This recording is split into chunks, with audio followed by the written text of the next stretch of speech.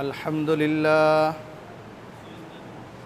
نحمده ونستعينه ونستغفره ونعوذ بالله من شرور أنفسنا ومن سيئات أعمالنا من يهده الله فلا مضل له ومن يضلل فلا هادي له وأشهد أن لا إله إلا الله وحده لا شريك له وأشهد أن محمدًا عبده ورسوله أرسله بالحق بشيرًا ونذيرًا وداعيًا إلى الله بإذنه وسراجًا منيرًا أما بعد فإن خير الحديث كتاب الله وخير الهدي هدي محمد صلى الله عليه وسلم وشر الأمور محدثاتها وكل محدثة بدعة وكل بدعة ضلالة وكل ضلالة في النار أعوذ بالله من الشيطان الرجيم بسم الله الرحمن الرحيم قاف والقرآن المجيد بل عجبوا أن جاءهم منذر منهم فقال الكافرون هذا شيء عجيب أإذا متنا وكنا ترابا ذلك رجع بعيد قد علمنا ما تنقص الأرض منهم وعندنا كتاب حفيظ وقال الله تعالى في موضع آخر يا أيها الذين آمنوا كتب عليكم الصيام كما كتب على الذين من قبلكم لعلكم تتقون عن عبد الله بن سلام رضي الله عنه قال رسول الله صلى الله عليه وسلم أفشوا السلام وأطعموا الطعام والليل بالصلاة والناس نعام تدخل الجنة بسلام رواه الترمذي بإسناد صحيح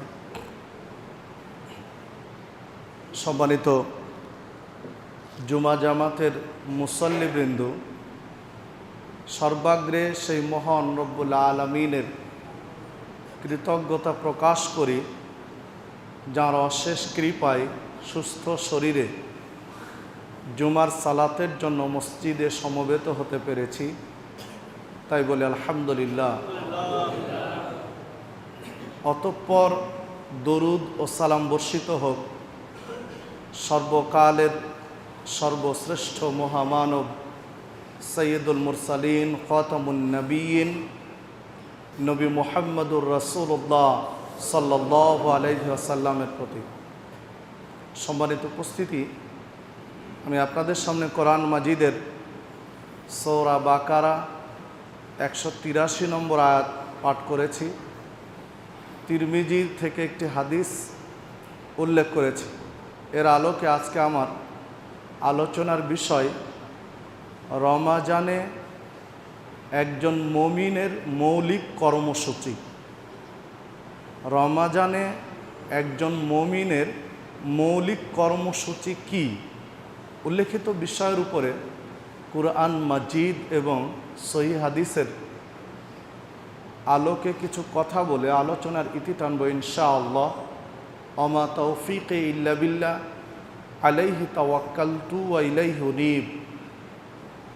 সম্মানিত উপস্থিতি, আরবি 12টি মাসের সর্বাপেক্ষা ফজিলতপূর্ণ, তাৎপর্যপূর্ণ, গুরুত্বপূর্ণ মাস রমাজান, যার 3 ভাগের 1 ভাগ ইতিমধ্যে অতীত হয়েছে। রমাজান কিন্তু যারা সিয়াম পালন করছি তাদের জন্য পর্যায়ক্রমে শেষ হচ্ছে, আর যারা পর্দার মধ্যে খাওয়া দাওয়া করছি, পর্দার ভিতরে খাওয়া দাওয়া করছি, তাদের জন্য কিন্তু সিয়াম পার হয়ে যাচ্ছে, কারোর জন্য কিন্তু বসে নেই। তো রমাজানে একজন মুমিনের কর্মসূচি কি হওয়া উচিত, মৌলিক দায়িত্বটা কি, রমাজানে আপনার আমার কি করা উচিত, এর মৌলিক কিছু কর্মসূচি নিয়ে আজকে আলোচনা করব। একটু মনোযোগ দিয়ে শোনার জন্য বিশেষভাবে আহ্বান জানাচ্ছি। সম্মানিত উপস্থিতি, দেখুন, প্রসঙ্গত আর একটা কথা বলেই শুরু করি। রমাজানের 1/3 তথা 3 ভাগের 1 ভাগ পার হয়েছে, যদিও বা অনেকেই মনে করি বা আমাদের অনেকের ভাষ্য অনুযায়ী রহমতের 10 দিন শেষ হয়ে গেছে। তাহলে আর রহমত নেই রমাজানে, রহমতের 10 দিন শেষ মানে আর রহমত নেই, এখন শুধু বাকি আছে ক্ষমা এবং নাজাত, মানে আর কেউ রহম পাবে না এই 10 দিনে, মানে মানুষের জনশ্রুতি যেটা, আসলে তা নয়। পুরো রমাজান মানুষের জন্য রহমতের, পুরো রমাজান মানুষের জন্য মাগফিরাতের, পুরো রমাজান মানুষের জন্য ক্ষমার, যা একাধিক সহিহ হাদিসে বর্ণিত হয়েছে। যেমনটি সহিহ বুখারীর 1896 নম্বর হাদিস, আল্লাহ রাসূল সাল্লাল্লাহু আলাইহি ওয়াসাল্লাম বলছেন, রমাজান পুরোটাই রহমতের দরজা খোলা থাকে। যে আলোচনাটা আরও বিস্তারিত করেছেন তিরমিজির মধ্যে 682 নম্বর হাদিস, আল্লাহ রাসূল সাল্লাল্লাহু আলাইহি ওয়াসাল্লাম বলছেন, আল্লাহ যে রহমতের দরজা খুলে দেন এইটা আর বন্ধ করেন না, যতদিন রমাজান চালু থাকে আর বন্ধ হয় না, মানে পুরো রমাজান রহমত। তিরমিজির ওই হাদিসের শেষ অংশে আল্লাহ রাসূল সাল্লাল্লাহু আলাইহি ওয়াসাল্লাম উল্লেখ করেছেন, এই রমাজান মাসে অসংখ্য মানুষকে জাহান্নামের আগুন থেকে মুক্তি দিয়ে থাকেন। তাহলে নাজাতের জন্য শুধু প্রথম, দ্বিতীয়, তৃতীয় 10 দিন বলে নয়, পুরো রমাজান নাজাত দেন আল্লাহ রাব্বুল আলামিন বহু মানুষকে। প্রথম রমজানেও দেন, মাঝখানে রমজানেও দেন, শেষে রমজানেও দেন। আর ক্ষমার বিষয়টা আল্লাহ রাসূল সাল্লাল্লাহু আলাইহি ওয়াসাল্লাম তো উল্লেখ করেছেন, মান সামা রমাদানা ঈমানান ওয়া ইহতিসাবান গুফিরা লাহু মা তাকাদ্দামা মিন যামবি। রমাজানে কেউ যদি সিয়াম পালন করে তাহলে অতীতে যত পাপ রয়েছে আল্লাহ ক্ষমা করে দেন। এ তো পুরো রমাজানের জন্যই। তো রমাজানের রহমত শেষ হয়ে যায়নি, রহমত আরও বাকি আছে। তবে এতটুকু বলা যেতে পারে, মানে রমাজান যত শেষ হয় আল্লাহ রাব্বুল আলামিনের রহমত, বরকত, ক্ষমা আরও বেশি আল্লাহ ঢেলে দেন, যেটা হাদিসে বোঝা যায়। মানে রমাজান যত শেষ মুহূর্তে আসে, মানে রমাজান মাস যত শেষের দিকে এগিয়ে যায়, আল্লাহর দয়া, ক্ষমা, মাগফিরাত, নাজাত সব কিছু আল্লাহ আরও বেশি ঢেলে দেন। আর না হলে কেন আল্লাহ রাসূল সাল্লাল্লাহু আলাইহি ওয়াসাল্লাম, আয়েশা সিদ্দিকা রাদিয়াল্লাহু আনহা বলছেন, রমাজানের শেষ দশক আসলে আল্লাহ রাসূল সাল্লাল্লাহু আলাইহি ওয়াসাল্লাম মানে কোমরে গামছা বা লুঙ্গি শক্ত করে বেঁধে নিতেন, মানে কাপড়কে শক্ত করে বেঁধে ইবাদতে নামতেন। তো রমাজানের শেষের দিকে এত শক্ত করে ইবাদতে কেন মশগুল হতেন? মানে আল্লাহর দয়া, ক্ষমা আরও বেশি নাজিল হয় শেষের দিকে, আর উল্টো আমরা রহমতকে আউট করে দিয়েছি শুরুতেই, শেষে আসতে দিচ্ছি না।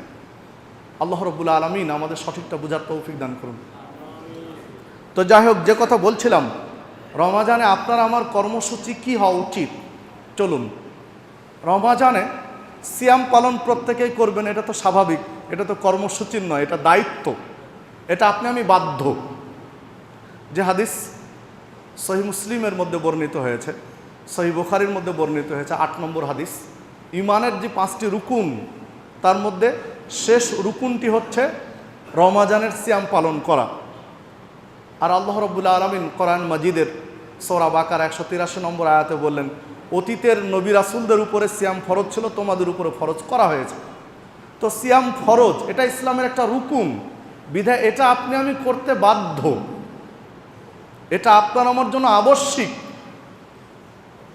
যে সকল সন্তান সিয়াম পালন করে না, বালেগ হয়েছে, সে বালেগ হয়েছে অথচ সিয়াম পালন করে না, এ সকল সন্তানের বাবা এবং মাকে বিচারের মাঠে বিপদে পড়তে হবে।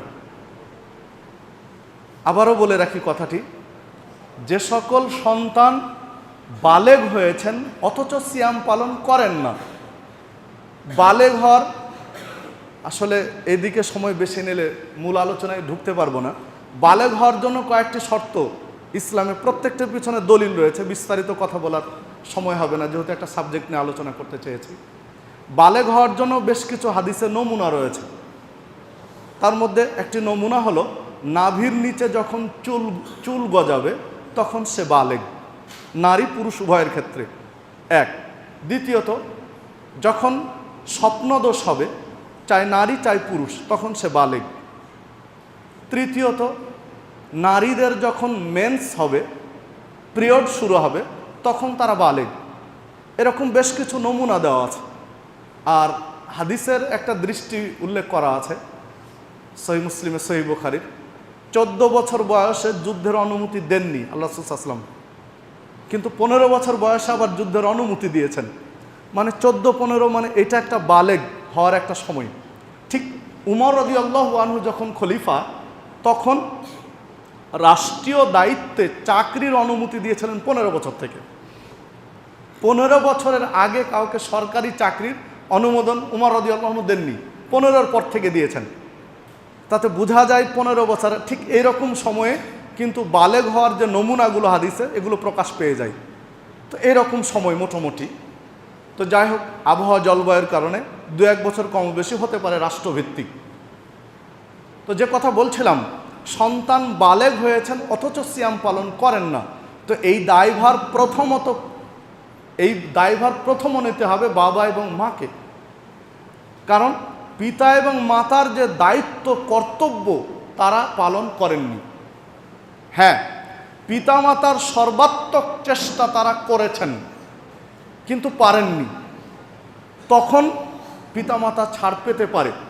এইটা মুখে বলে বোঝানো যাবে না, এটা কলবের বিষয়, তিনি দায়িত্ব পালন করেছেন কি না।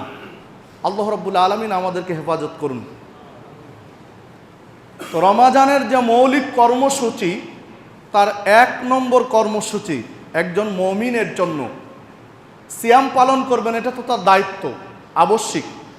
1 নম্বর কর্মসূচি হলো দান সাদাকা করা। রমাজানে একজন সায়েমের, রমাজানে একজন মুমিনের মৌলিক কর্মসূচির প্রথম কর্মসূচি হবে দান সাদাকা করা। বেশি বেশি দান সাদাকা করতে হবে, অতিরিক্ত দান করতে হবে, যা 11টি মাসে হয়নি, রমাজানে তার চেয়ে বেশি দান সাদাকা করতে হবে একজন মুমিনকে। দেখুন, আল্লাহ রাসূল সাল্লাল্লাহু আলাইহি ওয়াসাল্লাম রমাজানে দান সাদাকা করতেন কিভাবে? সহিহ মুসলিমের মধ্যে হাদিস বর্ণিত হয়েছে, 804 নম্বর হাদিস। আল্লাহ রাসূল সাল্লাল্লাহু আলাইহি ওয়াসাল্লামের দান সাদাকার পরিমাণটা এইরকম ছিল যে তিনি রমাজানে বেশি বেশি দান সাদাকা করতেন। আবু হুরায়রা রাদিয়াল্লাহু আনহু হাদিস বর্ণনা করছেন, নবী মুহাম্মদ সাল্লাল্লাহু আলাইহি ওয়াসাল্লামের চেয়ে দানশীল ব্যক্তি আর কেউ নেই। হাদিসে বোঝা যায় এই পৃথিবীতে, বিশেষত শেষ জামানায়, হাদিসের শব্দ অনুযায়ী বোঝা যায় পৃথিবীতে সবচেয়ে বেশি দানশীল ব্যক্তি ছিলেন নবী মুহাম্মদ সাল্লাল্লাহু আলাইহি ওয়াসাল্লাম। নবী মুহাম্মদ সাল্লাল্লাহু আলাইহি ওয়াসাল্লামের চেয়ে বড় দানশীল আর কেউ ছিলেন বোঝা যায় না হাদিসে। হাদিস সহিহ বুখারী এবং মুসলিমের। আবু হুরায়রা রাদিয়াল্লাহু আনহু বলছেন, রমাজানে আল্লাহ রাসূল সাল্লাল্লাহু আলাইহি ওয়াসাল্লাম এই দানের গতিটা আরো বেড়ে যেত। জিবরিল আসতেন প্রত্যেক রমাজানে কোরআন তেলাওয়াত শোনানোর জন্য নবী মুহাম্মদ সাল্লাল্লাহু আলাইহি ওয়াসাল্লামকে, আর মুহাম্মদ সাল্লাল্লাহু আলাইহি ওয়াসাল্লাম অধিকভাবে দান করতেন। দানের পর্যায়টা এমন যেত মির রিহিল মুরসালা, যেন প্রবাহিত বাতাসের মতো। প্রবাহিত বাতাস বলতে কাল বৈশাখী ঝড় যে গতিতে উঠে, ঠিক এই রকম গতিতে তিনি দান করতেন। তার দানের পরিমাণটা হতো, ভাবটা হতো যেন কাল বৈশাখী ঝড় উঠেছে, তিনি যা আছে সব যেন দিয়ে দিবেন। দেখুন, জিবরিল আসছেন মুহাম্মদ সাল্লাল্লাহু আলাইহি ওয়াসাল্লামের কাছে কোরআন তেলাওয়াত শোনানোর জন্য। মুহাম্মদ সাল্লাল্লাহু আলাইহি ওয়াসাল্লাম বেশি বেশি দান করছেন।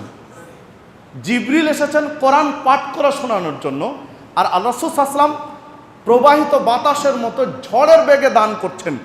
মানে দেখাতে চাচ্ছেন যে জিবরিল দেখো আমি কিভাবে দান করছি, তুমি এই রিপোর্টটা আল্লাহর কাছে গিয়ে বলো যে ঝড়ের গতিতে আমি দান করছি। তো এই জন্য একজন মুমিনকে রমাজান মাসে বেশি বেশি দান করতে হবে, অধিক পরিমাণের দান করতে হবে। তো দানের এত গুরুত্ব তাৎপর্য কেন, দানের এত জরুরি কেন একজন মুসলিমের জন্য? দেখুন, রমাজান এসেছে, আপনাকে আমাকে ক্ষমা নিতে হবে। রমাজান মাসে যে কোনো মূল্যে ক্ষমা নিতেই হবে আপনাকে আমাকে। যে হাদিস পাওয়া যাবে মুসনাদে আহমদের মধ্যে ৭৪৪৩ নম্বর হাদিস, আল্লাহ রাসূল সাল্লাল্লাহু আলাইহি ওয়াসাল্লাম বলছেন, রগেমা আনফ, ওই ব্যক্তি ধুলোয় ধূসরিত হোক, ওই ব্যক্তি হতভাগ্য, কপাল পোড়া। সাহাবীরা জিজ্ঞাসা করলেন, হে আল্লাহ রাসূল সাল্লাল্লাহু আলাইহি ওয়াসাল্লাম, কোন ব্যক্তি? তখন আল্লাহ রাসূল সাল্লাল্লাহু আলাইহি ওয়াসাল্লাম বলছেন, যে ব্যক্তি রমাজান পেল, রমাজান শেষ হয়ে গেল, অথচ আল্লাহ তাকে ক্ষমা করলো না। রমাজান পেল, শেষও হলো, অথচ ক্ষমা নিতে পারলো না, এ হচ্ছে হতভাগ্য, কপাল পোড়া। মানে রমাজান এসেছে, আপনি মুমিন, আপনি মুসলিম, আপনি সায়েম, আপনাকে ক্ষমা নিতে হবে, যে কোনো মূল্যে ক্ষমা নিতে হবে। সম্মানিত উপস্থিতি, যখন আমাদের দেশে বিভিন্ন পর্যায়ে, বিভিন্ন শিক্ষা প্রতিষ্ঠানে বা বিভিন্ন কোম্পানিতে কর্মচারীদের দেয়ালে যখন পিঠ থেকে যায়, কোনো গতি থাকে না, তখন মানুষ আন্দোলনে নামে। ভাষাটা কি হয়? এক দফা এক দাবি। মানে হাজার রকম আর দাবি নেই, একটা দাবি নিয়েই কিন্তু মানুষ আন্দোলনে নামে। জীবন বাজি রেখে এক দফা এক দাবি নিয়ে মাঠে নামে আন্দোলনে। তো রমাজান এসেছে, রমাজানে একজন সায়েমকে, একজন মুমিনকে এক দফা এক দাবি নিয়ে নামতে হবে। সেটা হলো নাজাত, সেটা হলো জান্নাত। যে কোনো মূল্যে তাকে জান্নাত নিতে হবে। রাসূল বলছেন, রমাজান শেষ হলো, ক্ষমা নিতে পারলো না, এর চেয়ে হতভাগ্য আর কেউ নেই। মানে রমাজান শেষ হয়ে গেল, ক্ষমা নিতে পারলো না, এর চেয়ে কপাল পুরো আর কেউ নেই।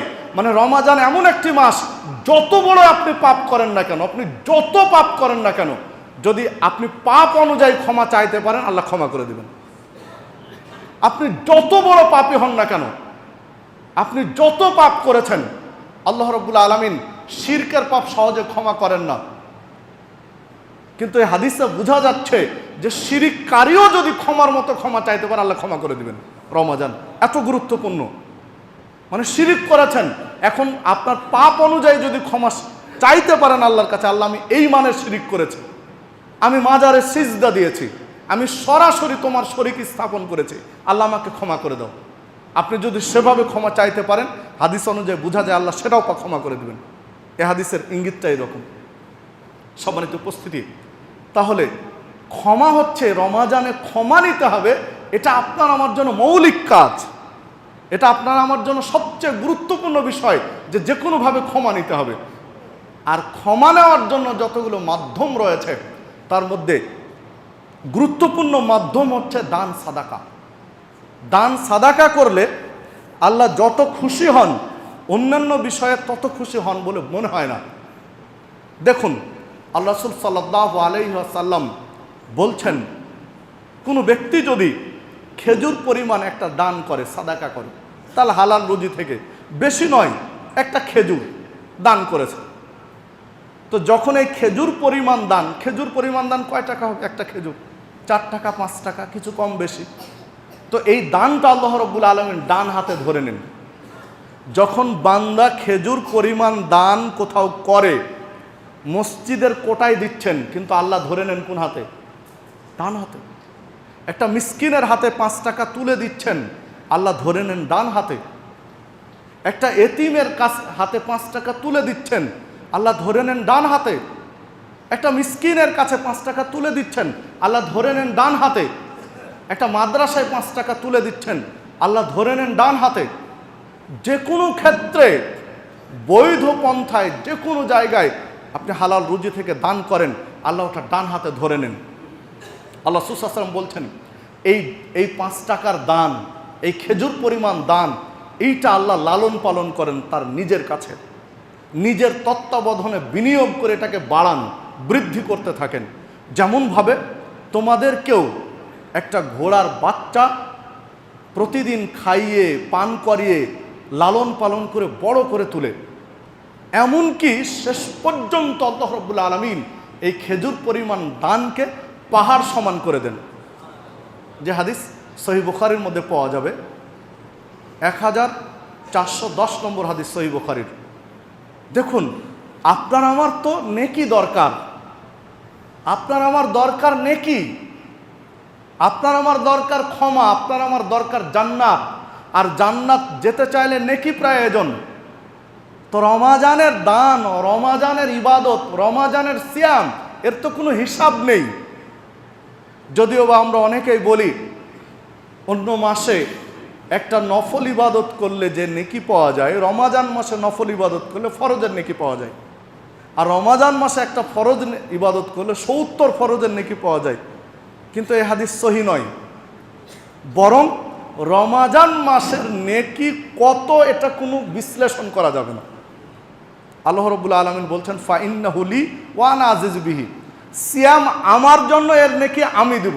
এটা কোনো সীমায়িত করা যাবে না। কত কোটি গুণ নেকি বেশি হবে আল্লাহ ভালো জানেন, এটা কোনো সীমাবদ্ধ নেই, কারণ আল্লাহ নিজ হাতে এটা দিবেন। তো রমাজান মাসে দান সাদাকা করলে এটার পাওয়ার, এটার শক্তি, এটার গুরুত্ব কত বেশি, এটা আল্লাহ ভালো জানেন। এই জন্য আপনাকে উদার দৃষ্টিতে খোলা মনে দান করতে হবে রমাজান মাসে। এক। দ্বিতীয়ত, আল্লাহ রাসূল সাল্লাল্লাহু আলাইহি ওয়াসাল্লাম পরকালের হাসরের মাঠের একটা চিত্র উল্লেখ করছেন। মানুষ যখন তার ডান দিকে তাকাবে, বিচারের মাঠ, কঠিন পরিস্থিতি, পরনে কারো কাপড় নেই, অন্যের পরনে তো কাপড় আছে কিনা ভাবা দূরের কথা, নিজের পরনে কাপড় আছে কিনা এতটুকু সময় থাকবে না ভাবার। মানুষের দিকে কি তাকাবে, নিজের শরীরে কাপড় আছে কিনা এতটুকু ভাবার টাইম তার থাকবে না বিচারের অবস্থা দেখে। এই সময় মানুষ ডান দিকে তাকাবে, দেখবে জাহান্নামের আগুন দাউ দাউ করে জ্বলছে। মানুষ বাম দিকে তাকাবে, দেখবে জাহান্নামের আগুন দাউ দাউ করে জ্বলছে। ডানে আগুন, বামে আগুন। সামনে তাকাবে, আল্লাহ রাব্বুল আলামিন আহকামুল হাকিমিন, ন্যায় বিচারক সামনে, মানে পার পর কোনো সুযোগ নেই। চুল পরিমাণ এই দিক ওই দিক হবে না, হক বিচার হবে। এই পরিস্থিতি বলার পরে আল্লাহ রাসূল সাল্লাল্লাহু আলাইহি ওয়াসাল্লাম বলছেন, ইত্তাকুন নার ওয়ালাউ বিশিক্কি তামর, তোমরা এই জাহান্নামের আগুন থেকে বাঁচতে চাও? বিচারক সামনে, ডানে বামে দাউ দাউ করে আগুন জ্বলছে, এই আগুন থেকে তোমরা নিষ্কৃতি পেতে চাও, তোমরা বাঁচতে চাও? তাহলে খেজুরের একটা অংশ হলেও দান করো। আবার ওই খেজুর দিয়ে উদাহরণ দিচ্ছেন, বললেন যে একটাই খেজুর আছে, পুরোটা দিবে এটা নয়, তুমি পুরোটা দিয়ে দিবে, খাবে কি? তো এই খেজুরটা কয়েকটা ভাগ করো, একটাই খেজুর 2 টুকরা করো, 3 টুকরা করো, 4 টুকরা করো, তুমি 1 টুকরা দান করার বাকিটা খাও। সহিহ বুখারীর 1417 নম্বর হাদিস। সম্মানিত উপস্থিতি, আপনাকে কি দিয়ে বুঝাবো হাদিসটি? সহিহ বুখারীর 1410, 14, 17 এই হাদিসগুলোতে দানের কথা এসেছে। দেখুন, মানে একটা খেজুরের একটা অংশ হলেও ওই দাউ দাউ করে আগুন থেকে বাঁচতে চাইলে দান করো। বিচারের মাঠে যে ডানে বামে দাউ দাউ করে আগুন জ্বলছে, এই আগুন থেকে বাঁচতে চাইলে দান করো। দান করলে খুব সহজে আগুন থেকে বাঁচা যাবে, আল্লাহ রাসূল সাল্লাল্লাহু আলাইহি ওয়াসাল্লাম বলছেন। খেজুর পরিমাণ, একটা খেজুরের একটা অংশ, মানে সামান্য হলেও দান করো। কিছুই নেই তোমার কাছে, কিছুই নেই, একটু কিছু আছে, অতটুকু থেকে দান করো। আর যদি বেশি কিছু থাকে তাহলে তো হিসাব নেই, বেশি করে দান করো। রিহাল মুরসালা, প্রবাহিত বাতাসের মতো দান করো। সম্মানিত উপস্থিতি, দেখুন আল্লাহ রাসূল সাল্লাল্লাহু আলাইহি ওয়াসাল্লাম বলছেন, দান সাদাকা এত গুরুত্বপূর্ণ একটা বিষয়, জাহান্নামের আগুন নিভে যায় দান করলে। আগুনে যেমন পানি দিলে দাউ দাউ করে আগুন জ্বলছে, এক বালতি পানি ঢালেন ধপ করে নিভে যায়, ঠিক আপনার জন্য আগুন বরাদ্দ হয়ে আছে জাহান্নামে, দাউ দাউ করে জ্বলছে। আপনি তো ভালো জানেন আপনার পাপ কেমন, আপনি কি পরিমাণের পাপ করেছেন এটা আপনি ভালো জানেন, প্রত্যেক ব্যক্তি জানে কি পরিমাণের তিনি পাপ করেছেন। আপনার পাপ অনুযায়ী বড় আকারের দান করেন, যে পরিমাণ পাপ সে অনুযায়ী দান করেন, আপনার আগুন নিভে যাবে। হাদিসের দৃষ্টিভঙ্গি এইরকম।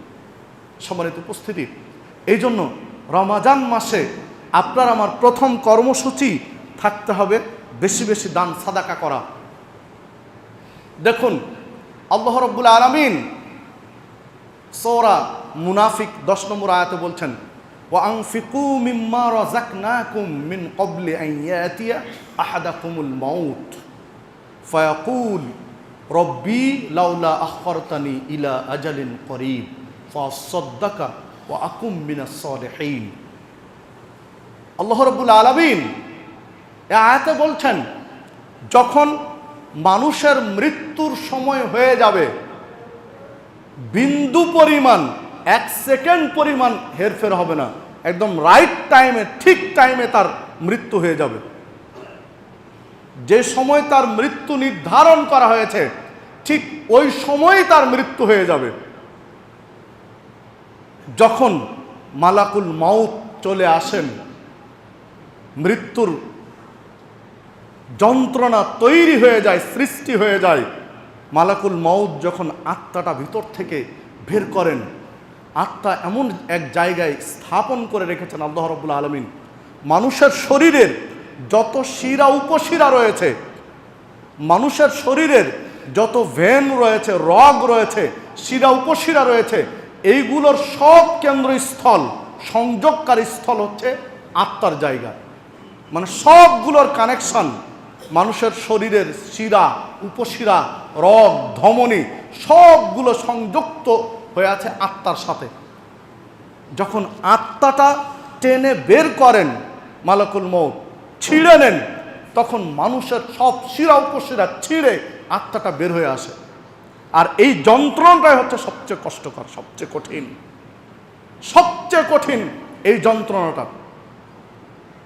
আল্লাহ রাসূল সাল্লাল্লাহু আলাইহি ওয়াসাল্লাম, আল্লাহ জানিয়ে দিলেন আল্লাহ রাসূল সাল্লাল্লাহু আলাইহি ওয়াসাল্লামকে, যে যখন মালাকুল মাউত আত্মাটা ধরে ছেড়ে এত কষ্ট হয়, এত যন্ত্রণা হয় যা সইতে পারে না, তখন ওই লোকটা বলে, রব্বি, হে আমার প্রতিপালক, লাউলা আখখারতানি ইলা আজালিন করিব, আল্লাহ তুমি একটু সময় দাও, আমাকে একটু কয়েক মুহূর্ত সময় দাও, সামান্য সময় দাও। লাউলা আখখারতানি ইলা আজালিন করিব ফাসাদদাকা ওয়া আকুম মিনাস সালিহিন, আমি কিছু সাদাকা করে দেই। আমার তো সম্পদ রয়েছে, আমার জমি জমা রয়েছে, আমার ফ্ল্যাট রয়েছে, আমার গাড়ি বাড়ি রয়েছে, আমার ব্যাংক ব্যালেন্স রয়েছে, আমার অঢেল সম্পদ রয়েছে, আল্লাহ তুমি একটু সময় দাও, আমাকে এক মুহূর্ত সময় দাও, আমি সাদাকা করে সালেহীন বান্দাদের অন্তর্ভুক্ত হয়ে যাব, আমাকে একটু সময় দাও। এইটা আপনাকে আমাকে দান করতে হতো এই সময়ে আসার আগেই, এই সময়ে আসার পূর্বেই এই দান করতে হতো। এখানে অনেক বিশ্লেষণ করেছেন, তার মৌলিক কথা হলো যে কেন মানুষ মৃত্যুর পূর্ব মুহূর্তে দান করতে চায়।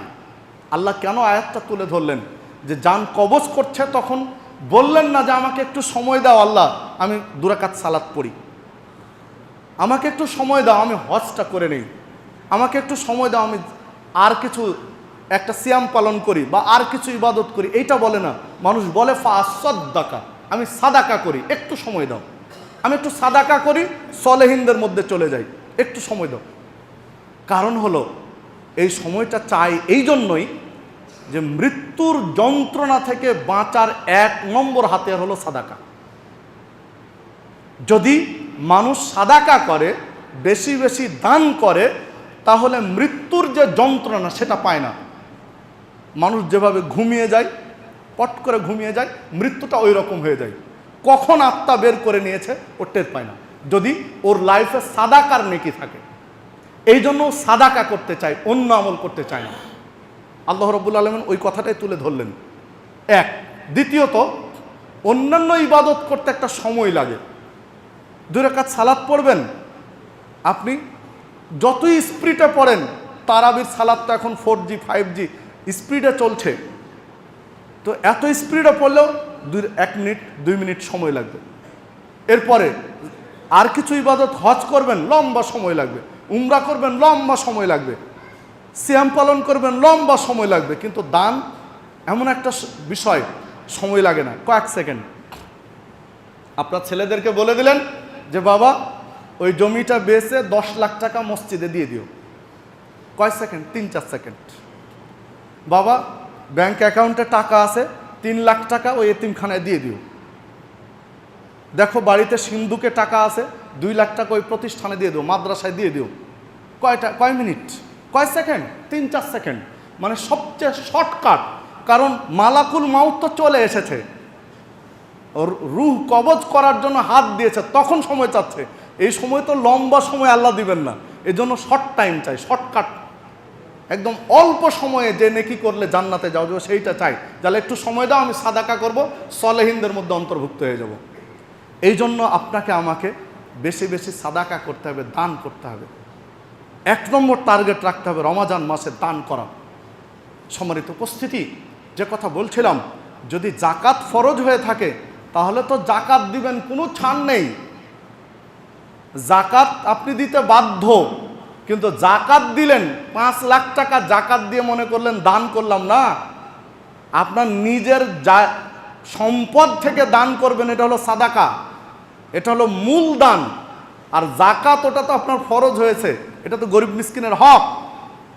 জাকাত দিবেন তার নেকি পাবেন, কিন্তু স্পেশাল যে নেকি এটা জাকাতের বোঝা যায় না, এটা বোঝা যায় মূল দানের, মানে নিজের সম্পদ থেকে দানের। এই জন্য যার যা সাধ্য আছে, হতে পারেন আপনি একটা রিক্সা চালক, প্রতিদিন ইনকাম করেন 500 টাকা, 10 টাকা হলেও দান করবেন রমাজান মাসে। আপনি ব্যবসা করেন, প্রতিদিন 3000 টাকা ইনকাম করেন, আপনি 50 টাকা দান করবেন, বাকিটা খান। আপনি একজন চাকরিজীবী, রমাজান মাসে বোনাস পাবেন, অনেক বেতন পাবেন, আপনি 1000 টাকা দান করেন। আল্লাহ আপনাকে শিল্পপতি করেছেন, রমাজান মাসে 2-4 লাখ টাকা দান করেন। আল্লাহ আপনাকে বেহিসাব সম্পদ দিয়েছেন, 2-4 কোটি টাকা রমাজান মাসে দান করেন। আপনার নাজাত দরকার, কি করবেন? এগুলো সব রেখে চলে যেতে হবে, জান্নাতে যাওয়া সহজ হয়ে যাবে দান সাদাকার মাধ্যমে। এজন্য 1 নম্বর কর্মসূচি রমাজান মাসে রাখতে হবে, দান এবং সাদাকা। 2, রমাজান মাসে একজন মুমিনের দ্বিতীয় কর্মসূচি হওয়া উচিত কোরআন তেলাওয়াত। কোরআন তেলাওয়াত, অনেকেই বলতে পারেন যে কোরআন তেলাওয়াতকে 1 নম্বরে কেন নিয়ে গেলাম না, সাদাকাকে কেন নিয়ে আসলাম? ওই হাদিসের কারণেই যে জিবরিল কোরআন তেলাওয়াত করতে আসছেন আর রাসূল দান করছেন। জিবরিল কোরআন তেলাওয়াত শোনাতে আসছেন আর রাসূল দান করছেন, মানে দানটাকে আগে নিয়ে গেলেন আর কোরআন তেলাওয়াতটা পরে নিয়ে আসলেন। এই জন্য আমিও হিসাবটা ওইভাবেই বলছি। দেখুন, রমাজান মাসে কোরআন তেলাওয়াত করেন বেশি বেশি। ওই হাদিসের মধ্যেই আবু হুরায়রা রাদিয়াল্লাহু আনহু উল্লেখ করেছেন, আল্লাহ রাসূল সাল্লাল্লাহু আলাইহি ওয়াসাল্লামকে জিবরিল প্রত্যেক রমাজানে একবার পুরো কোরআন তেলাওয়াত করে শোনাতেন, 30 পারা কোরআন তেলাওয়াত করে শোনাতেন। কিন্তু যেই বছরে তিনি মৃত্যুবরণ করেছেন, এই বছরে জিবরিল 2 বার পুরো কোরআন তেলাওয়াত করে শুনিয়েছেন, পুরো কোরআন তেলাওয়াত করে শুনিয়েছেন 2 বার। আপনি বেশি বেশি কোরআন তেলাওয়াত করুন। কোরআন তেলাওয়াতের মর্যাদা দানের মতোই, কোরআন তেলাওয়াতের মর্যাদা অনেক বেশি। দেখুন, আল্লাহ রাসূল সাল্লাল্লাহু আলাইহি ওয়াসাল্লাম বলছেন, খায়রুকুম মান তাআল্লামাল কোরআনা ওয়া আল্লামাহু। সহিহ বুখারীর 5027 নম্বর হাদিস। তোমাদের মধ্যে ওই ব্যক্তি সর্বোত্তম যে নিজে কোরআন শিখে এবং অপরকে শিখিয়ে দেয়, যে নিজে তেলাওয়াত করে এবং অন্যকে তেলাওয়াত করতে সাহায্য করে। তো যারা কোরআন তেলাওয়াত করে তারাই হচ্ছে মুমিনদের মধ্যে সর্বোত্তম। সহিহ বুখারীর আরেকটি হাদিসে আল্লাহ রাসূল সাল্লাল্লাহু আলাইহি ওয়াসাল্লাম উল্লেখ করেছেন, যে মুমিন, একজন মুমিন কোরআন তেলাওয়াত করে, তার উদাহরণ হলো তার দৃষ্টান্ত হলো একটা লেবুর মতো, যেই লেবু খেতে সুস্বাদু এবং সুঘ্রাণ, ঘ্রাণ ছড়িয়ে পড়ে। তো খেতেও সুস্বাদু এবং ঘ্রাণও সুন্দর এই লেবুর মতো যে মমিন কোরআন তেলাওয়াত করে। আর যেই মমিন কোরআন তেলাওয়াত করে না, মমিন কিন্তু কোরআন তেলাওয়াত করে না, এর উদাহরণ হলো রায়হান নামক একটা লতা গুল্মের মতো, একটা লতা জাতীয় একটা খেজুরের মতো। আল্লাহ রাসূল খেজুরের উদাহরণ দিয়েছেন, একটা খেজুরের মতো, যে খেজুরের কোনো ঘ্রাণ নেই কিন্তু খেতে সুস্বাদু। মমিন কোরআন তেলাওয়াত করে না, ওর ঘ্রাণ নেই কিন্তু খেতে সুস্বাদু। আর যে ফাসেক অনেক ব্যক্তি পাপে লিপ্ত, গাঁজাও খায় কোরআন তেলাওয়াত করে, সুদও খায় কোরআন তেলাওয়াত করে, ঘুষও খায় কোরআন তেলাওয়াত করে, ব্যবসায় দাঁড়িয়েও মারে কোরআন তেলাওয়াত করে, মুজুদ্দারি করে, বাজার ইচ্ছামতো আপ ডাউন করে, রমাজান মাসে আবার কোরআন তেলাওয়াত করে। নেই বাংলাদেশে অনেক আছে। তো এরা হচ্ছে ফাসেক পর্যায়ের। এই ফাসেক কোরআন তেলাওয়াত করে। আল্লাহ রাসূল সাল্লাল্লাহু আলাইহি সাল্লাম বলছেন এরা হচ্ছে একটা লতা গুল্মের মতো, সৌদি আরবে বিশেষ একটা লতার মতো, যেই লতা খেতে স্বাদ নেই কিন্তু ঘ্রাণ আছে। তো এই ফাসেকের কিছু উপকার আছে কিন্তু কোনো স্বাদ নেই। আর যে ফাসেক কোরআন তেলাওয়াত করে না, ফাসেক কোরআন তেলাওয়াত করে না, ও হচ্ছে এমন একটা মাকাল ফলের মতো যার কোনো স্বাদও নেই, যার কোনো ঘ্রাণও নেই। চারটা কোয়ালিটি বললেন মানুষের। একটা কোয়ালিটি, এক শ্রেণীর মানুষের কোনো স্বাদ নেই, কোনো সুঘ্রাণও নেই, মানে ইহকাল পরকালের কিছুই নেই, যে সকল ফাসেক কোরআন তেলাওয়াত করে না। আর এক কোয়ালিটি হলো যার ঘ্রাণ আছে কিন্তু স্বাদ নেই, মানে ইহকাল আছে পরকাল নেই। হাদিসের ভাব মনে হচ্ছে যে ইহকালে উপকৃত হবে, পরকালে পাবে না, শুধু ঘ্রাণ আছে স্বাদ নেই। এ হচ্ছে ফাসেক, পাপাচারী, কোরআন তেলাওয়াত করে। আর এক মুমিন যার ঘ্রাণ নেই কিন্তু স্বাদ আছে খেজুরের মতো, মানে বোঝা যায় পরকালে নাজাত পাবেন কিন্তু ইহকালে যে তার সম্মান, তার মর্যাদা তা কমে যাবে, বাড়বে না কোরআন তেলাওয়াত না করার কারণে। আর যে মুমিন কোরআন তেলাওয়াত করবেন তার ঘ্রাণও আছে, তার স্বাদও আছে, মানে ইহকালেও আল্লাহ তার মর্যাদা বাড়িয়ে দিবেন, পরকালেও মর্যাদা বাড়িয়ে দিবেন। এই জন্য আপনাকে আমাকে ঘ্রাণ এবং স্বাদ যুক্ত হতে হবে, কোরআন তেলাওয়াত করতে হবে রমাজান মাসে বেশি বেশি করে। দেখুন আল্লাহ রাসূল সাল্লাল্লাহু আলাইহি ওয়াসাল্লাম কোরআন তেলাওয়াতের তাৎপর্য উল্লেখ করছেন। সহিহ মুসলিমের মধ্যে হাদিসটি পাওয়া যাবে, 2699 নম্বর হাদিস সহিহ মুসলিমের। আল্লাহ রাসূল বলছেন, তোমরা কি চাও যে তোমাদেরকে 3টি হৃষ্টপুষ্ট, মোটা, তরুতাজা, উঁচু কুঁজ বিশিষ্ট উট দেওয়া হবে তোমাদেরকে? এটা কি তোমরা চাও? আল্লাহ রাসূল সাল্লাল্লাহু আলাইহি ওয়াসাল্লামকে সাহাবীরা বলছেন, কেন চাইবো না, কে চাইবে না যে 3টি হৃষ্টপুষ্ট উঁচু কুঁজ বিশিষ্ট উট দেওয়া হবে তাকে? তখন বলছেন, হ্যাঁ, এটা তোমরা লাভ করবে কখন? যদি তোমরা সালাতে কোরআনের 3টা আয়াত তেলাওয়াত করো, খালেস অন্তরে সালাতের মধ্যে কোরআনের অন্তত 3টা আয়াত তেলাওয়াত করো, আল্লাহ রাব্বুল আলামিন তোমার আমল নামায় উঁচু কুঁজ বিশিষ্ট তরুতাজা 3টা উটের নেকি লিখে দিবেন। সম্মানিত উপস্থিতি, এই জন্য আপনি যত আয়াত বাড়াবেন তেলাওয়াতে আপনার উটের নেকির পরিমাণও বাড়তে থাকবে। এই জন্য রমাজান মাসের তেলাওয়াতগুলো একটু বেশি হওয়া দরকার। অবশ্য পরের আরেকটি হাদিসে আল্লাহ রাসূল সাল্লাল্লাহু আলাইহি ওয়াসাল্লাম উল্লেখ করেছেন যে তোমরা কি চাও যে তোমাদের আল্লাহ রাব্বুল আলামিন 2টি উঁচু কুঁজ বিশিষ্ট উট লিখে দিবেন? তাহলে তোমরা সকালবেলা মসজিদে এসে 2 আয়াত তেলাওয়াত করবে। যদি 3 আয়াত তেলাওয়াত করো 3টা উট, 4 আয়াত তেলাওয়াত করলে 4টা উট। আয়াতের সংখ্যা যত বাড়বে তোমার উটের সংখ্যা তত বাড়তে থাকবে, আমল নামায় নেকি লেখা হবে। মানে বেশি বেশি আপনাকে আমাকে কোরআন তেলাওয়াত করতে হবে রমাজান মাসে, আরও বেশি বাড়িয়ে দিতে হবে, যেহেতু কোরআন নাজিলের মাস এইটি। সম্মানিত উপস্থিতি, দেখুন আল্লাহ রাসূল সাল্লাল্লাহু আলাইহি ওয়াসাল্লাম কোরআন তেলাওয়াতের ফজিলত উল্লেখ করেছেন। এক একটা সূরার যে ফজিলত বলেছেন, যে ফজিলত ভাবতে অবাক লাগে, কত ফজিলত দিয়েছেন আল্লাহ রাব্বুল আলামিন। যেমনটি আল্লাহ রাসূল সাল্লাল্লাহু আলাইহি ওয়াসাল্লাম বলছেন, সহিহ মুসলিমের 2 নম্বর হাদিস, জিবরিল আল্লাহ রাসূল সাল্লাল্লাহু আলাইহি ওয়াসাল্লামের সাথে একদিন বসে আছেন, হঠাৎ একটা আওয়াজ হলো উপরে। তো জিবরিল নবী মুহাম্মদ সাল্লাল্লাহু আলাইহি ওয়াসাল্লামকে বলছেন, আপনি কি জানেন এই আওয়াজটা উপরে কিসের আওয়াজ হলো?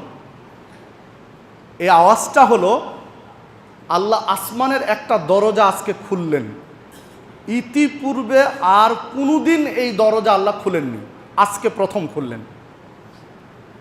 এবং এই দরজা দিয়ে একজন ফেরেশতা এখন আসছেন আপনার কাছে। ইতিপূর্বে উনি কোনোদিন এই জমিনে আসেননি, আসমান থেকে জমিনে এই ফেরেশতা কোনোদিন নামেননি।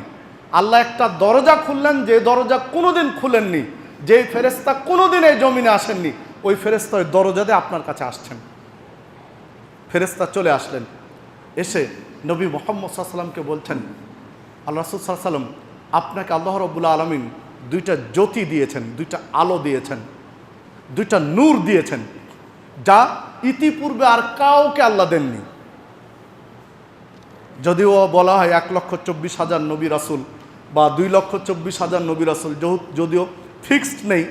তো এই যে লক্ষ লক্ষ বা হাজার হাজার নবী রাসূল, কোনো নবী রাসূলকে এইটা দেননি যেটা আপনাকে আল্লাহ দিলেন। আপনি একটু ভাবেন, প্রথম দরজা খোলা হলো, কোনোদিন খুলেননি। একজন ফেরেশতা আসলেন যে কোনোদিন আসেননি। এমন 2টা জিনিস নিয়ে এসেছেন যে 2টা জিনিস কাউকে আল্লাহ দেননি, শুধু দিলেন আপনার আমার নবী মুহাম্মদুর রাসূলুল্লাহ সাল্লাল্লাহু আলাইহি সাল্লামকে। সেই 2টা জিনিস হচ্ছে সূরাতুল ফাতিহা, একটা সূরা ফাতিহা, আর একটা হচ্ছে সূরা বাকারার শেষ 2টা আয়াত। সূরা ফাতিহার সূরা বাকারার শেষ 2টা আয়াত দিয়ে গেলেন নবী মুহাম্মদ সাল্লাল্লাহু আলাইহি সাল্লামকে। তাহলে এই সূরা বাকারার শেষ 2 আয়াত আর সূরা ফাতিহার মর্যাদা কত, এটা বলে বোঝানো যাবে না। সূরা ফাতিহার গুরুত্ব কত, এটা কাউকে বলে বোঝানো যাবে না। সূরা ফাতিহা এমন একটি সূরা, 3 তাওহীদের স্বীকৃতি রয়েছে সূরার মধ্যে। একজন মানুষের চাওয়া পাওয়া রবের কাছে কি, আর রবের চাওয়া পাওয়া প্রভুর বান্দার কাছে কি, এই স্বীকৃতি সূরা ফাতিহার মধ্যে রয়েছে। দুনিয়াতে কাদের থেকে বাঁচতে চাই, এই স্বীকৃতি সূরা ফাতিহার মধ্যে রয়েছে। দুর্ভাগ্য, এখন অনেক মুসলিম সূরা ফাতিহা পড়তে চায় না। অনেকে এখনো সূরা ফাতিহা থেকে বঞ্চিত রয়েছে। না, এটা একটা ষড়যন্ত্রের শিকার মুসলিম সমাজ। সূরা ফাতিহা আল্লাহর বিশেষ দান আপনার আমার জন্য, উম্মতে মুহাম্মাদের জন্য। সম্মানিত উপস্থিতি, দেখুন আল্লাহ রাসূল সাল্লাল্লাহু আলাইহি ওয়াসাল্লাম আরেকটি হাদিসে উল্লেখ করেছেন, কোনো ব্যক্তি যদি রাত্রে সূরা বাকারার শেষ 2 আয়াত তেলাওয়াত করে, এই 2 আয়াত তার জন্য যথেষ্ট হয়ে যাবে, তার নাজাতের জন্য যথেষ্ট হয়ে যাবে শেষ 2 আয়াত, যদি রাত্রে সূরা বাকারার শেষ 2 আয়াতকে তেলাওয়াত করে। দেখুন এরকম বেশ কিছু সূরা আছে। সূরা মুলক, যে সূরা মুলককে মানে বলা হয়েছে বাধা দানকারী। সূরা মুলক যদি কোনো ব্যক্তি নিয়মিত তেলাওয়াত করে, রাত্রে তেলাওয়াত করে, তাহলে ওর কবরের আযাব মাফ করে দেওয়া হয়, তার কবরে আযাব হবে না। সূরা মুলককে বাধা দানকারী বলা হয়েছে, যে সূরা মুলক যদি কেউ নিয়মিত তেলাওয়াত করে, তাহলে আযাবের ফেরেশতাকে কবরে ঢুকতে দিবে না, এই সূরা বাধা দিবে। এই সূরার এত মর্যাদা। দেখুন সূরা ইখলাস কত মর্যাদা, ছোট্ট একটা সূরা। আল্লাহ রাসূল সাল্লাল্লাহু আলাইহি ওয়াসাল্লাম সাহাবীদেরকে বলছেন, আজকে আমি তোমাদেরকে কোরআন 3 ভাগের 1 ভাগ তেলাওয়াত করে শোনাবো। একদিন গল্পে বলছেন যে আজকে অমুক সময়ে বিকেলবেলায় বা এরকম একটা সময় বললেন যে কোরআন 3 ভাগের 1 ভাগ তেলাওয়াত করে শোনাবো। সাহাবীরা জমা হচ্ছেন ধীরে ধীরে। 3 ভাগের 1 ভাগ, 1/3 কোরআন তেলাওয়াত আল্লাহ রাসূল নিজ মুখে তেলাওয়াত করে শোনাবেন। জমা হচ্ছে ধীরে ধীরে। আল্লাহ রাসূল সাল্লাল্লাহু আলাইহি ওয়াসাল্লাম বাড়ি থেকে বেরিয়ে আসলেন। বেরিয়ে এসে সূরা ইখলাস পড়ে আবার বাড়িতে চলে গেলেন। দীর্ঘ সময় বের হয়ে দেখছেন মানুষ আরও জমা হয়েছে, আসতেই আছে। কি ব্যাপার, তোমরা এখনো যাওনি? তো না, আপনি যে বললেন কোরআন তেলাওয়াতের 3 ভাগের 1 ভাগ করে শোনাবেন। বলছে কেন, ওই যে তেলাওয়াত করে শোনালাম। মানে সূরা বাকারা হচ্ছে কোরআনের 1/3 তেলাওয়াতের সমপর্যায়ের। সূরা বাকারার সূরা ইখলাসের মর্যাদা এত বেশি, সূরা ইখলাস কোরআন তেলাওয়াতের 1/3 সমান একবার তেলাওয়াত করলে। মানে 3বার সূরা ইখলাস যদি কেউ তেলাওয়াত করি, তাহলে একবার কোরআন তেলাওয়াতের, পুরো কোরআন তেলাওয়াতের নেকি আমলনামায় লেখা হয়। দেখুন, আমল কিন্তু ছোট্ট, কয় মিনিট সময় লাগবে? 3-4 মিনিট সময় লাগবে। সূরা ইখলাস 3বার পড়তে 3-4 মিনিট সময় লাগবে। দেখুন তো, আমি দেখুন তো, রমাজানের আজকে 11তম দিন চলছে, আমি প্রত্যেক দিন পেরেছি কি 3বার সূরা ইখলাস তেলাওয়াত করতে? হয়তো বা নেই, একজনকেও খুঁজে পাওয়া যাবে কিনা কঠিন, হতে পারে 2-1জন থাকতেও পারে, আল্লাহ ভালো জানেন। দেখুন, খুবই সহজ আমল। প্রতিদিন আপনি 3বার সূরা ইখলাস পড়েন, ফজরের সালাতের পরে, না হয় জোহরের পরে, না হয় আসরের পরে, না হয় মাগরিবের পরে, না হয় এশা পরে, যে কোনো সময়, না হয় ইফতারের আগ দিয়ে পড়েন একবার, সাহারি খেয়ে, যে কোনো সময় সূরা ইখলাস 3বার পড়বেন। কতক্ষণ সময়? বাড়ি থেকে মসজিদে আস্তে আস্তে রাস্তাতে এটা পড়া সম্ভব, রাস্তায় হাঁটতে হাঁটতে পড়তে পারবেন এটি, সম্মানিত উপস্থিতি। অথচ এই ছোট্ট আমলটুকু আমরা করতে পারি না। যে কথা বলছিলাম, রাসূলুল্লাহ সাল্লাল্লাহু আলাইহি ওয়াসাল্লাম, আবু হুরায়রা রাদিয়াল্লাহু আনহু বলছেন, একদিন হেঁটে যাচ্ছেন আল্লাহ রাসূল সাল্লাল্লাহু আলাইহি ওয়াসাল্লাম রাস্তা দিয়ে, হঠাৎ সাইড থেকে কানে আসলো কুল হুয়াল্লাহু আহাদ আল্লাহুস সামাদ, এই 2টা আয়াত আল্লাহ রাসূলের কানে বেজে উঠল।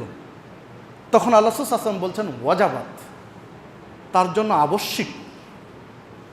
তো আবু হুরায়রা রাদিয়াল্লাহু আনহু বলছেন, আমরা তো বুঝতে পারছি না কি আবশ্যিক, কি ওয়াজিব হলো। তো রাসূলকে জিজ্ঞাসা করলাম, আল্লাহ রাসূল, তার জন্য কি ওয়াজিব হলো, কি আবশ্যিক হলো? তখন বলছেন জান্নাত, তার জন্য জান্নাত ওয়াজিব হয়ে গেল। সম্মানিত উপস্থিতি, দেখুন সহিহ বুখারী মুসলিমের হাদিস, যদি সূরা ইখলাসের 2টা আয়াত, বেশি নয়, কুল হুয়াল্লাহু আহাদ আল্লাহুস সামাদ, খালেস অন্তরে 2টা আয়াত যদি কেউ পড়েন তো জান্নাত ওয়াজিব হয়ে যায়। আল্লাহ রাসূল সাল্লাল্লাহু আলাইহি ওয়াসাল্লাম বলছেন 2 আয়াতে জান্নাত ওয়াজিব হয়ে যাবে, যদি সেই রকম ঈমান, বিশ্বাস, আকীদা রেখে তেলাওয়াত করেন। দেখুন, আল্লাহ রাসূল সাল্লাল্লাহু আলাইহি ওয়াসাল্লাম বলছেন, কোনো ব্যক্তি যদি সূরা ইখলাস 10 বার তেলাওয়াত করে, তাহলে জান্নাতে তার জন্য একটি প্রাসাদ নির্মাণ করা হয়। কসর বলা হয়েছে, মান বানা মসজিদান বানা আল্লাহু লাহু বাইতান ফিল জান্নাহ, যদি কেউ মসজিদ নির্মাণ করে দেয় তো জান্নাতে তার জন্য ঘর নির্মাণ হয়। বাইতুন মানে ঘর, বা বাইতুন মানে বাড়ি। তো আপনি একটা মসজিদ নির্মাণ করে দিলেন, তো জান্নাতে আপনার জন্য একটা বাড়ি বা ঘর নির্মাণ হবে।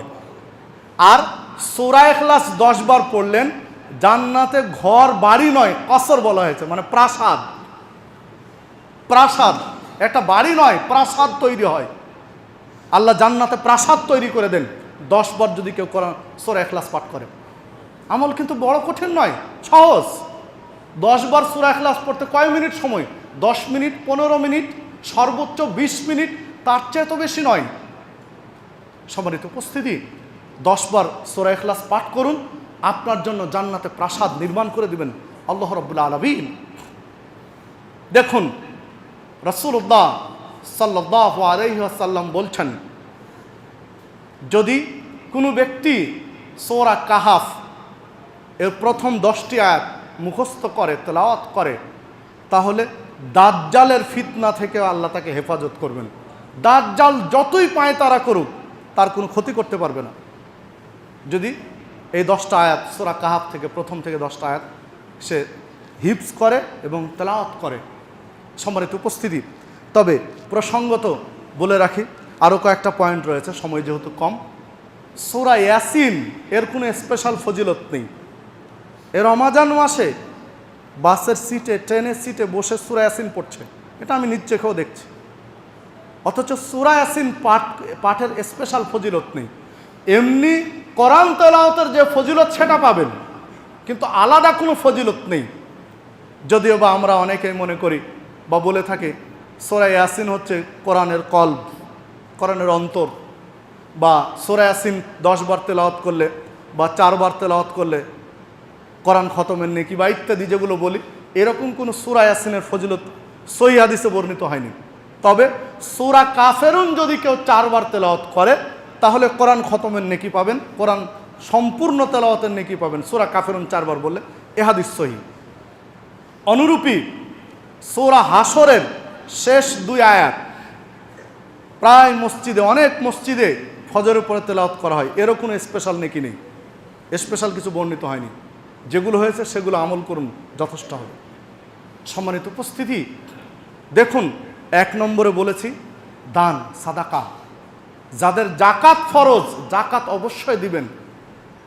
জাকাত যদি না দেন, সম্পদ গচ্ছিত রাখেন, আপনি 10 লাখ টাকার মালিক, সারা বছর পরিবার চালিয়ে 10 লাখ টাকা উদ্বৃত্ত আছে, তাহলে আপনার 25,000 টাকা, শতকরা 2.5 টাকা জাকাত দিতে হবে। মানে 25,000 টাকা জাকাত দিতে হবে। আপনি ভাবলেন 10 লাখ টাকা থেকে 25,000 টাকা জাকাত দেব, 25,000 কমে যাবে। আপনি ভাব করে থেকে গেলেন, দিলেন না। দেখুন আল্লাহ রাব্বুল আলামিন কোরআন মাজিদে উল্লেখ করেছেন, এই সম্পদকে, এই 10 লাখ টাকাকে আল্লাহ রাব্বুল আলামিন উত্তপ্ত করেন, গরম করবেন, জাহান্নামের আগুনে গরম করে ছেঁকা দেবে আপনাকে। সইতে পারবেন? ঢাকায় পরস্পর কয়েকটা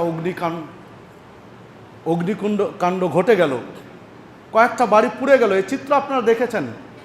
মানুষের কত আর্তনাদ, মানুষ আগুনের কাছে কত অসহায়, চোখের সামনে পুড়ে যাচ্ছে, চিৎকার করছে যে বাঁচাও, জানালা দিয়ে ফেল ফেল করে চেয়ে আছে।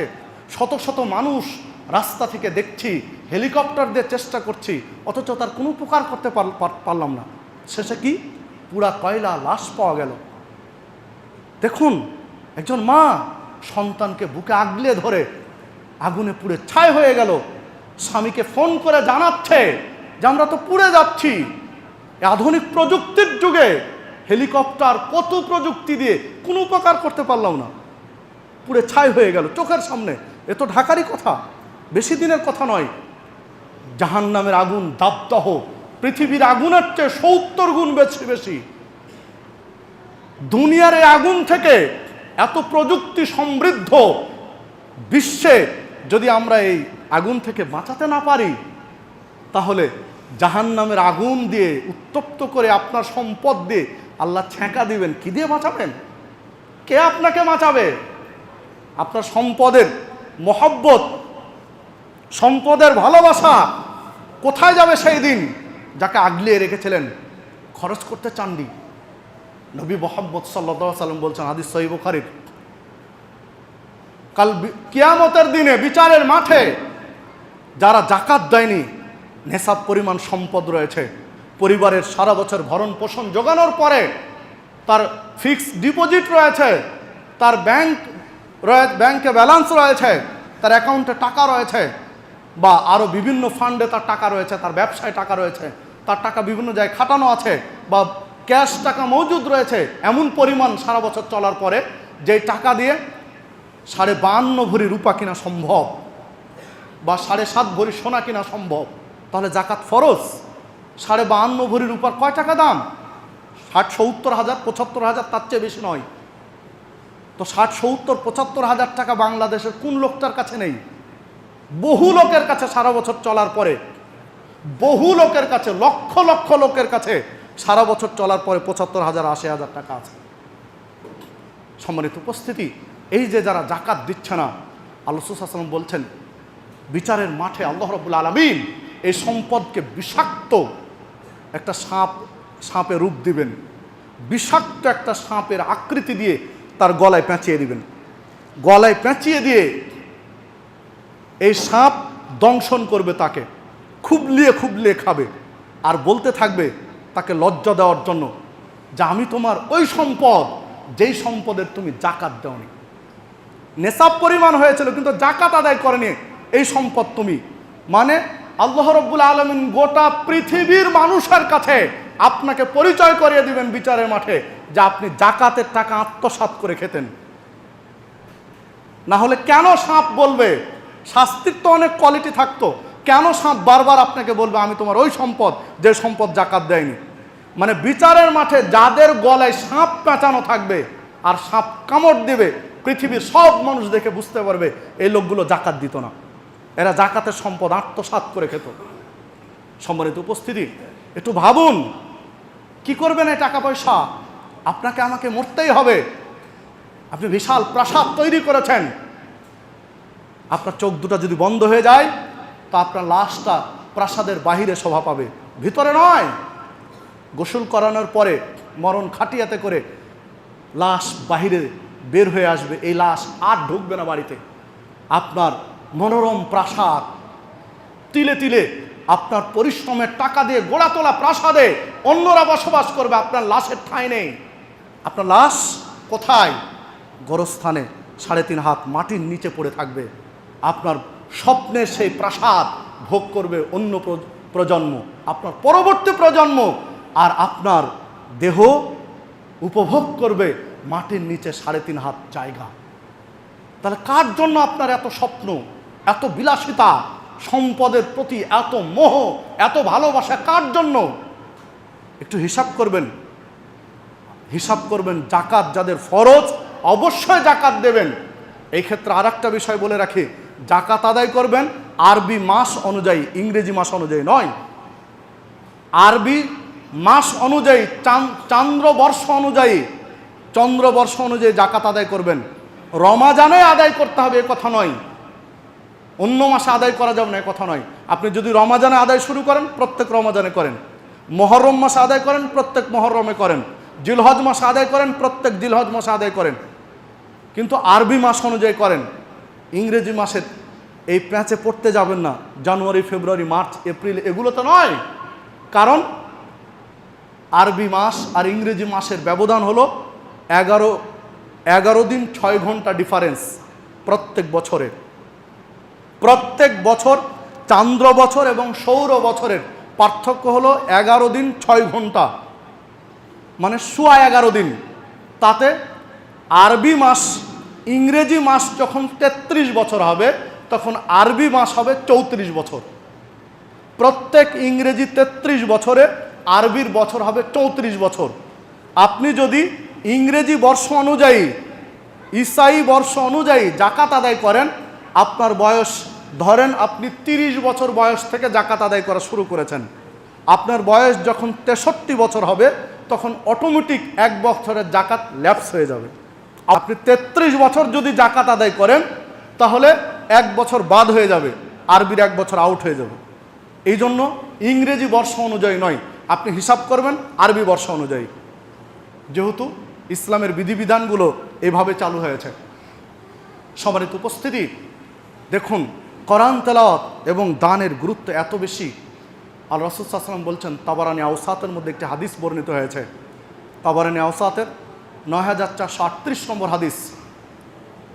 যখন একজন ব্যক্তিকে কবরস্থ করা হয়, কবর দিয়ে দেওয়া হয়, তখন এক পর্যায়ে আজাবের ফেরেশতা আসেন। যে ফেরেশতা আজাব দেন, শাস্তি দেন, ওই ফেরেশতা কবরে আসেন। কবরে এসে মাথার দিক দিয়ে ঢুকতে চান, লাশের যেদিকে মাথা আছে কবরে এদিক দিয়ে ঢুকতে চান। যখন মাথার দিক দিয়ে কবরে ঢুকতে চান তখন চট করে প্রতিরোধ করেন দান সাদাকা। দান সাদাকা এসে প্রতিরোধ করেন যে কেন আপনি ঢুকবেন, অসম্ভব, আমি ঢুকতে দেব না আপনাকে কবরে, এই দিক দিয়ে আপনার ঢোকার সুযোগ নেই। এই ব্যক্তির আমল নামায় এতগুলো সাদাকা দানের এতগুলো দানের সাদাকার নেকি আছে, আপনি ঢুকতে পারবেন না, এই দিক দিয়ে ঢুকতে দেবে না, শেষ পর্যন্ত দেবে না, তর্ক বিতর্ক করে ঢুকতে দেবে না, প্রোটেকশন দিবে দান। তখন এই আজাবের ফেরেশতা মাঝখান দিয়ে লাশের কোমর যেখানে আছে মাঝখান দিয়ে ঢুকার চেষ্টা করবে। যখন মাঝখান দিয়ে ঢুকার চেষ্টা করবে তখন কোরআন তেলাওয়াত এসে প্রোটেকশন দেবে যে না, এই ব্যক্তি কোরআন তেলাওয়াত করেছে, রমাজানে কোরআন তেলাওয়াত করতো, এমনি সময়ে কোরআন তেলাওয়াত করতো, এর আমলনামা অসংখ্য কোরআন তেলাওয়াতের নেকি আছে, আপনি ঢুকতে দেব না, অসম্ভব, আপনি ঢুকতে পারবেন না। তখন এই ফেরেশতা পায়ের দিক দিয়ে ঢোকার চেষ্টা করবেন। যখন পায়ের দিক দিয়ে ঢোকার চেষ্টা করবেন তখন মসজিদ এসে প্রোটেকশন দেবে, না, এই লোকটা মসজিদে আসতো, সালাত আদায় করতো, এই লোকটা সালাত পড়েছে, আজকে তোমার ঢোকার সুযোগ নেই, তুমি যাও। শেষ পর্যন্ত ঢুকতে দেবে না, ফেরেশতাকে ফেরত দেবে। সম্মানিত উপস্থিতি, দেখুন তাহলে আপনার যদি দান, প্রথম আজাবের ফেরেশতা ঢুকতে যাবেন মাথার দিক দিয়ে, আপনি প্রোটেকশন ঢাল হিসাবে কাউকে চান কবরে, তো দান করেন।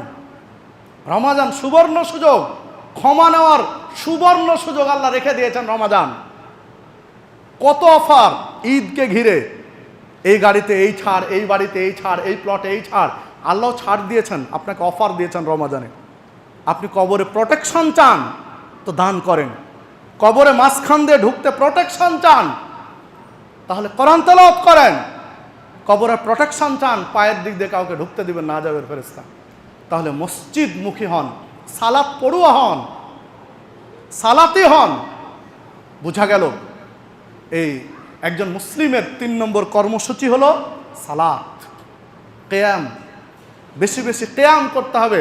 তারাবির সালাত লম্বা সময় ধরে আদায় করুন, কিয়ামুল লাইল করুন লম্বা সময়। জামাত যদি না হয় লম্বা সময়, আপনি একাকী শেষ রাত্রে তাহাজ্জুদ পড়ুন লম্বা সময়। আর না হলে 2টা ভাগ করে নেন, 2টা ইমাম নিয়োগ করেন। অনেকে লম্বা তেলাওয়াতে সালাত পড়তে চায় না তারাবি, তাহলে 2টা ভাগ করে নেন, 2টা ইমাম রাখেন। একটা ইমাম এসা পরে সংক্ষিপ্ত তারাবি পড়বেন, আর একটা ইমাম একটু রাত ভারী হলে লম্বা সময় পড়বেন। হোক 10 জন লোক, হোক 5 জন 7 জন লোক, তাতে সমস্যা নেই। সম্মানিত উপস্থিতি, একজন লোক আল্লাহওয়ালা বেঁচে থাকা অবস্থায় কিয়ামত হবে না। আল্লাহ রাসূল সাল্লাল্লাহু আলাইহি ওয়াসাল্লাম বলছেন, আল্লাহকে ডাকবে, স্মরণ করবে যতদিন একজন লোক, ততদিন কিয়ামত হবে না। আপনার মসজিদ ভর্তি শুধু লোক নয়, 5 জন লোক যদি খালেস অন্তরে আল্লাহকে ডাকেন, কিয়ামত হবে না। ওই 5 জনের জন্য আল্লাহ পৃথিবী টিকিয়ে রাখবেন। বিধায় লম্বা সংক্ষিপ্ত তেলাওয়াত করছেন যে মুসাল্লি পাবেন না, এই ভয়ের দরকার নেই।